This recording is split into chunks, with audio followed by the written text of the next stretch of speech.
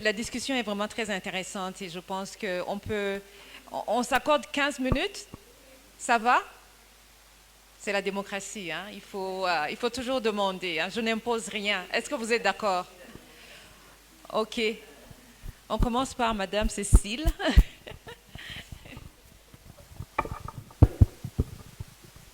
Merci de m'accorder la parole. Je suis Cécile Ndaouroutoua. Je suis pensionnée, mais avant ça, j'ai travaillé dans le secteur public, après dans le privé.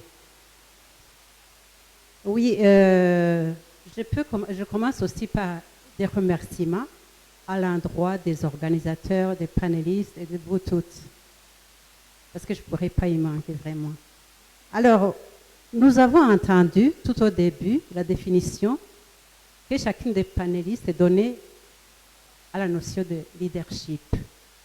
Madame Christine, professeure Christine, docteur,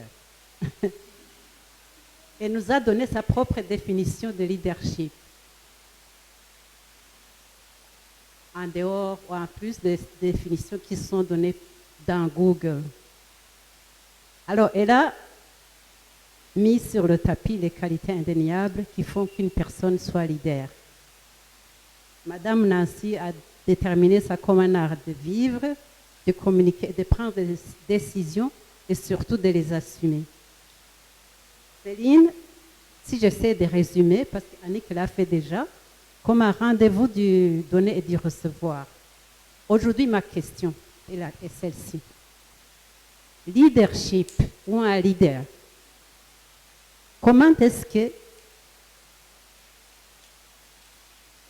qu'un leadership peut être mauvais ou bon? Parce qu'on a entendu aussi d'autres définitions de leadership.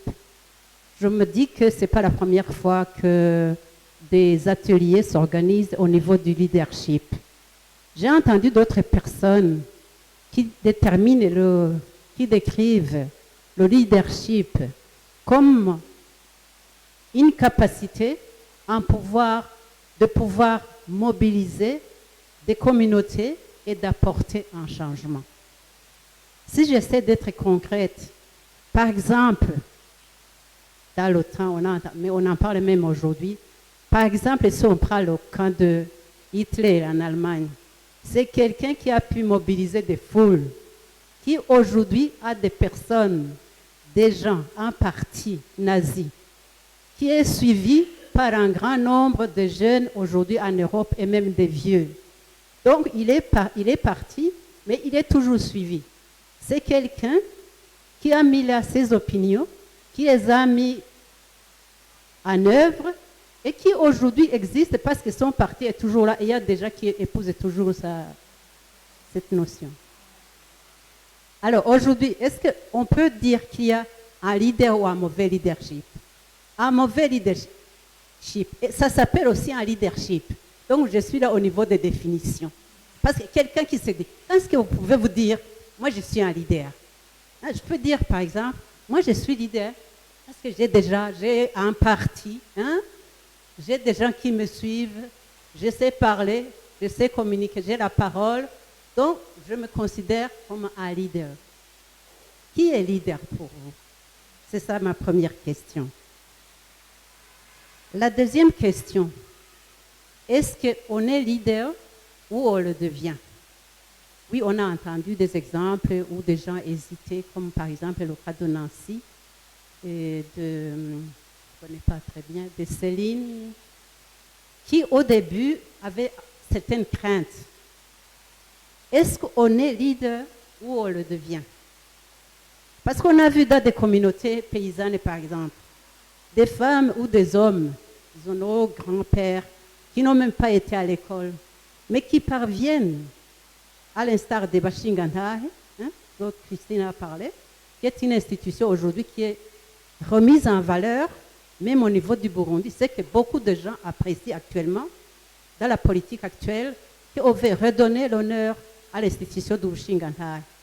Moi, je pense que là, il y a aussi des leaders qui mobilisent des communautés, qui font du bien, qui donnent des instructions et qui canalisent déjà pour le bien de tout le monde.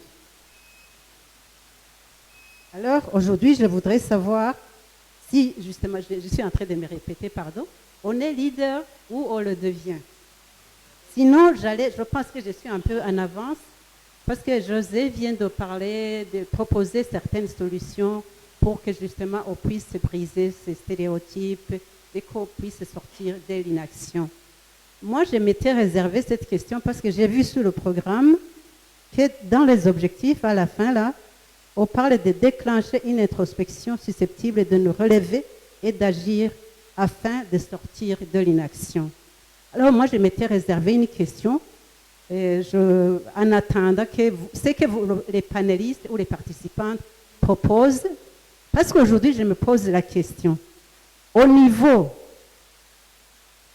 de l'action de briser la chaîne des stéréotypes et de pouvoir sortir de l'inaction, quels sont les acteurs premiers qui doivent le faire?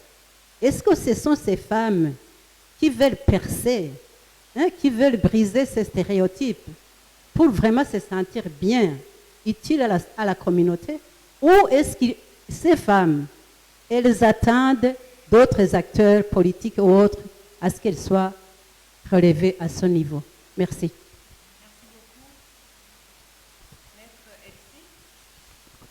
Bon après-midi, je m'appelle Maître Irakoze Elsie Michel. Je suis collaboratrice au sein du cabinet Louéa & Advocate et je suis dans le secteur chargé. Les réponses qui seront apportées seront relatives à la question de comment briser ces stéréotypes de genre et comment sortir de l'inaction. Donc, les réponses qui seront apportées vont répondre aux questions de Madame Chantal, revenir aussi sur les commentaires de Maître Caritas, de Maître Nancy et de Madame Cécile. Vous avez chacune 1 minute pour y répondre. Je sais que c'est court, mais on aura le temps après pour continuer les discussions. Je commence par Madame Françoise. 1 minute pour qu'on ait des mécanismes pour arriver à briser ces stéréotypes et aussi sortir de l'inaction, parce qu'au sortir de cette salle, il va falloir qu'on se dise qu'est-ce que je vais pouvoir faire après pour devenir vraiment une vraie femme leader. Merci beaucoup. Merci pour toutes ces questions. En fait, je vais commencer à répondre à la question. En fait, je pense que toutes les questions se ressemblent.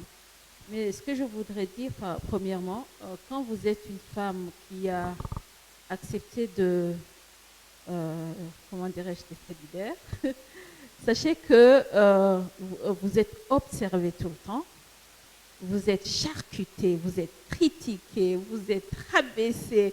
Je ne sais même pas combien de vocabulaire que je peux utiliser. Mais moi, ce qui m'a beaucoup aidé, en fait, c'est ma vision. Hein. En fait, ce que vous faites est au-delà de tous ces critiques. Vous avez une vision, vous voulez vraiment faire quelque chose, vous l'avez même déjà fait, vous avez vu qu'il y a eu un impact, vous avez vu que la femme que vous avez aidée, maintenant elle travaille chez Roca, parce qu'il y a des femmes qu'on a formées, juste des petites choses en nettoyage, comment faire le lit, et elles ont eu de l'emploi dans des hôtels, elles ont grossi, et maintenant elles habitent chez elles, elles élèvent très bien leurs enfants. Ce que Madame Cécile a dit est très important en fait, parce que tout ce que nous faisons chez Sacodé, c'est pour, comme je le disais avant, c'est pour renforcer les capacités des femmes. Et nous, notre cible première, ce sont ces femmes-là qui ont eu des problèmes, des divorcés, des filles mères. Alors, quand j'ai commencé en fait, Sacodé, c'est une de ces organisations qui naissent dans le garage. En fait, j'ai commencé dans mon garage parce que je n'avais pas les moyens de payer le loyer. Et quand je vous dis que le premier financement que j'ai eu, je l'ai eu parce qu'une femme que j'ai formée et qui travaillait dans un hôtel a raconté son histoire à un blanc qui était dans cet hôtel, parce que le blanc lui demandait où est-ce que tu as appris à faire ces choses. Et la femme lui a dit, il y a une dame qui s'appelle Françoise qui qui fait des pratiques de nettoyage chez elle. En fait, chez moi, c'était la salle de pratique. Et ce blanc m'a appelé un jour, il a voulu savoir ce que je fais. Et il m'a donné $5 000. Vous comprenez? En fait, chaque fois, je dis que tout ce que nous faisons, même si on ne peut pas mesurer l'impact de ce que nous faisons, mais en fait, pour moi, le grand impact, c'est cette vie que tu as pu changer, cette vie que tu as pu, ce sourire que tu as pu ramener au visage de cette femme qui était déprimée, cette vie, en fait, toute la vie de cette femme, ses enfants qui a changé. En fait, c'est ça le grand impact. Et moi, je le dis chaque fois que c'est payant. C'est payant que tu le veuilles ou pas. You do bad, you're going to have bad in return. C'est payant. En fait, et je me suis rendu compte que tout ce que j'ai fait en tant que directrice de SACODE, ce sont les bénéficiaires, en fait. Et c'est ce que je raconte chaque fois qu'on me donne l'occasion de parler en public. Et si même vous visitez nos sites web, nous, on ne dit jamais ce que nous sommes en train de faire.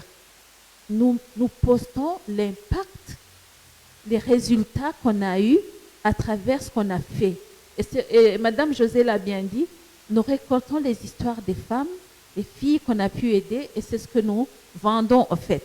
Sinon, on peut faire les choses comme Madame l'a dit, tous les leaders ne sont pas bons, il y a des leaders qui sont mauvais. Mais le vrai leader, c'est le leader qui a pu changer la vie des gens, qui a pu changer la vie des personnes et de leur famille. Voilà. Et la deuxième question, c'est lié à la solidarité féminine. Vraiment, c'est quelque chose qui manque beaucoup et c'est vraiment très dommage que entre nous, les femmes, il n'y a vraiment pas cette solidarité.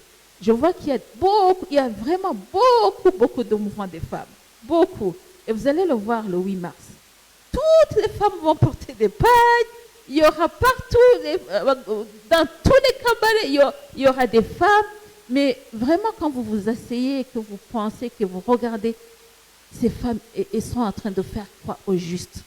Hein? L'année passée, elles ont fait quoi?